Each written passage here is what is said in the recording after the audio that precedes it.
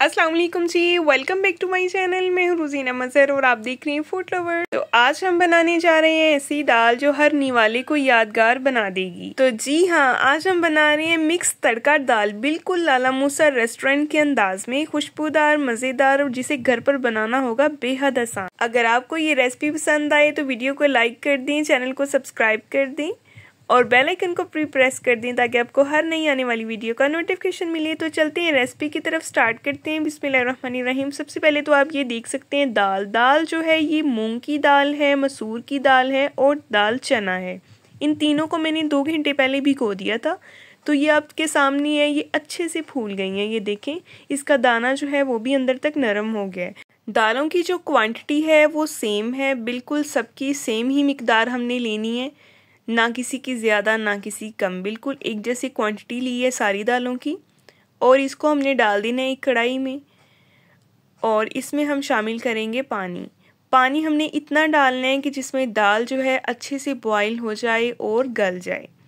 तो ये देखें, इतना पानी मैंने इसमें शामिल कर दिया, ये काफ़ी होगा।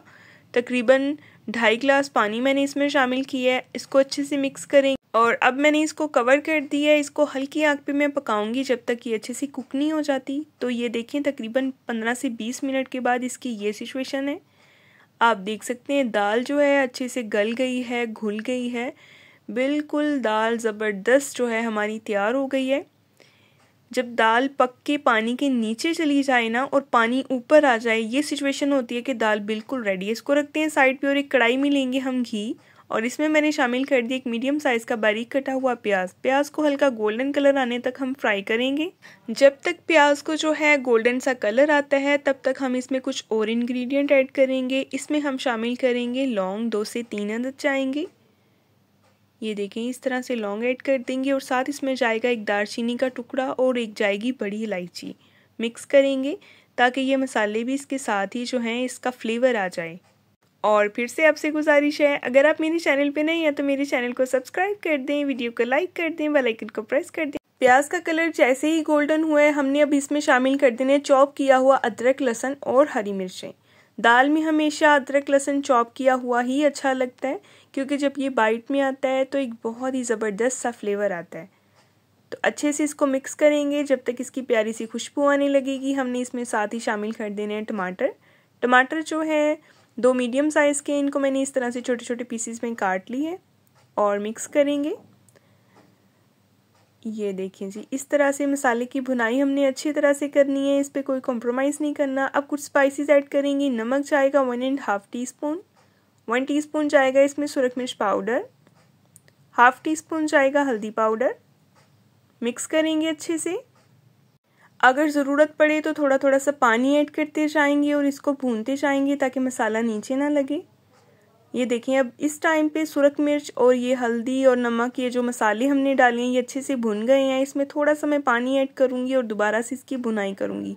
और एक बात आपने याद रखनी है कि मिर्च जो है उसको ऑयल में इसलिए भुना जाता है ताकि उसका कच्चापन ख़त्म हो जाए, और ये करना बहुत ज़रूरी होता है, तभी जो है वो जो चीज़ हम पका रहे होते हैं उसका जायका हमें अच्छा आता है।